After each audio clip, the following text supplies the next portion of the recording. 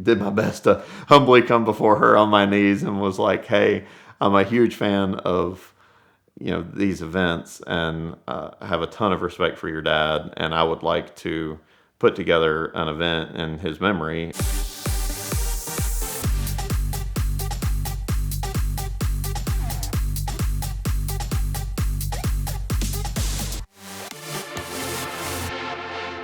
Throughout my whole process of cannonballing, I have done it the most backwards way that you could possibly have done it, in the sense that I started with C2C, which is essentially the recreation of the Cannonball Run from Darien to Redondo Beach. I started with the longest one and have gone shorter from there. I created another event called East Coast Shootout that we did the easternmost point in the continental U.S. and West Quoddy, Maine to Key West, Florida. So that was like, to go back, Cannonball's 2,850 miles. That's right at 2,000 miles, and Southern Classic's 1,350 miles, which is what I did third, and kind of what I've been, made synonymous with now. So I've gone the longest to the shortest, and I've never gotten a chance at redemption on Cannonball. So I ran 48 hours and 19 minutes, nearly catching on fire, to nearly suffocating from fumes, to breaking down the side of the road and having, bearings go out and everything else. Just a wonderful, terrible experience for C2C in Stonewall. So that did not go well at all. And it was my first kind of dipping my toe in the water and understanding what this whole community is and how to do this, and made all my mistakes I could possibly make, I think, in that first run. And I've never gotten another chance to go and do that. So over the last 5 years, I've done 7 events, and now I feel like it's finally time to go back and revisit,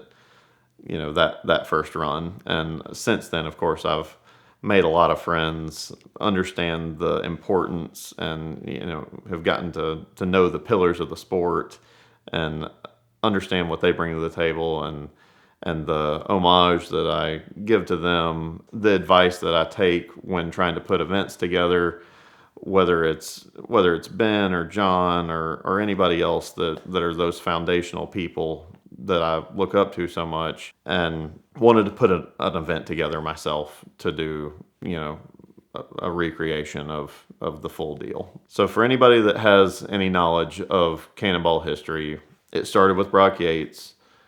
It was the Cannonball Run in 1971. At some point, Brock says, "No more, we're not doing this.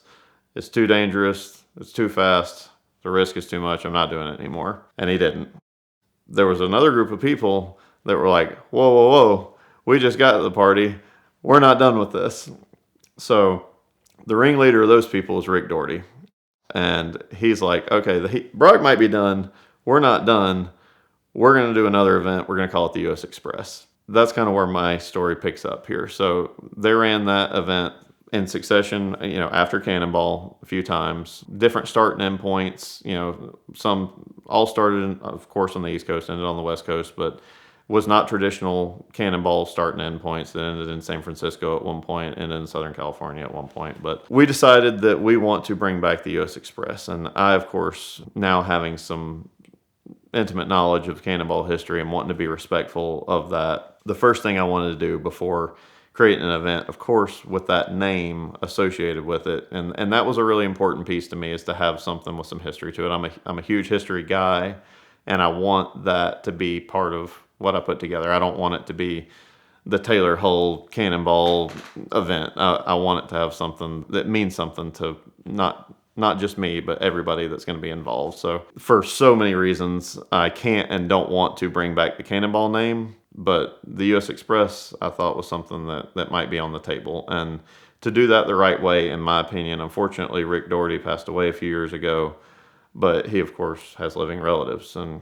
the closest living relative is his daughter, Sabrina Doherty. So I reached out to her via the social media channels and did my best to humbly come before her on my knees and was like, hey, I'm a huge fan of these events, and have a ton of respect for your dad, and I would like to put together an event in his memory and give away the Rick Doherty Memorial Trophy at the end of the US Express in 2023. what do you think? And I just sat back and, sat on my phone waiting for a reply, and finally got, 3 dots of, somebody typing. I'm like, somebody's there, somebody's on the other end of this. And she was as gracious as she could possibly be, very open to it, and very thankful that people continue to respect her dad's legacy and what he created. And I'm just so blessed and so happy to be able to kind of be the one to facilitate that, not just for myself, but for the rest of the cannonball community, to get another shot at a historic type event, under the U.S. Express banner. So it's going to be from New York to LA. It's going to be in 2023. This is going to come out after this event has already been run, but it hasn't been yet. So fingers crossed that everything goes well at this. I'm going to be taking my Dodge Charger, my 1970 Charger that I ran in Southern Classic. That was kind of the warm up for it. The rules package that we're putting together is very similar. It's 1983 and older. Everything's got to be true 83 and older with a period correct engine in it. And it makes that really hard to make these runs when you're running in old piles of garbage, which is what a lot of us do. There's a few people that run in high quality old stuff, but even that is, less capable of high speeds. Even with that, it's very much the cannonball community coming back together, doing something that's a common goal, which is, having a great time, being safe, doing a run that is in memory of somebody that did a lot for the community in its infancy. And I'm just really, really proud to be able to be the one to continue that legacy. And whether it's one event or multiple events, it's something that I'm going to be able to hopefully stamp my name on, that I was able to be a part of that and write another chapter in history. So part of this was being the organizer. I get to say yes and no to who gets to come and who gets to come to our party. The good thing about this is there's not a soul that's coming to this that is going to be their first run. This is just too big and too important to have anybody that kind of doesn't have a proven track record. And most of the people that are coming have done multiple events and understand what we're trying to do here, understand the paramount importance of the safety piece of this run and this community in general.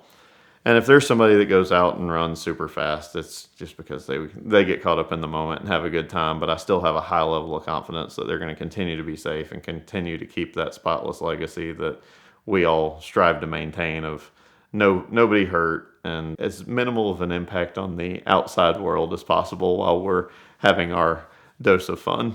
The reason it's so important that I picked the teams that I did and having the experience that all those teams have is the spotless record of Cannonball and the sequential events that have followed it. And the history of Cannonball, U.S. Express, C2C, Southern Classic, East Coast Shootout, everything that has been run, there's been no events that have had any serious injuries at all, and nothing that's involved innocent bystanders.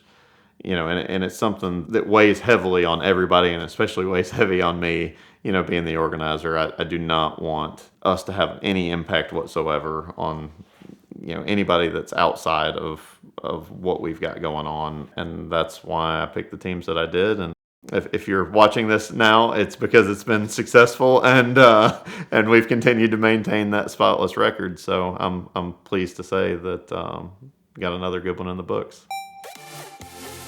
When you get a ticket, it might look something like this, but the first thing that you need to do is take a picture of that ticket and send it to 305-305. That will get the ticket clinic on your case immediately. They've got brick and mortar offices in Georgia, Florida, and California, but they can help you find a ticket no matter where you get it in the United States by helping you find a local attorney that will do everything they can to help you avoid costly fines, insurance premium increases, points on your license, risk of suspension, even jail time. They've helped me out with this ticket and many others, and a lot of my friends as well. So check them out now at the link in the description below, or again, text your ticket to 305-305 to get the ticket clinic on your case. They are the perfect partner in your fight against any speeding ticket.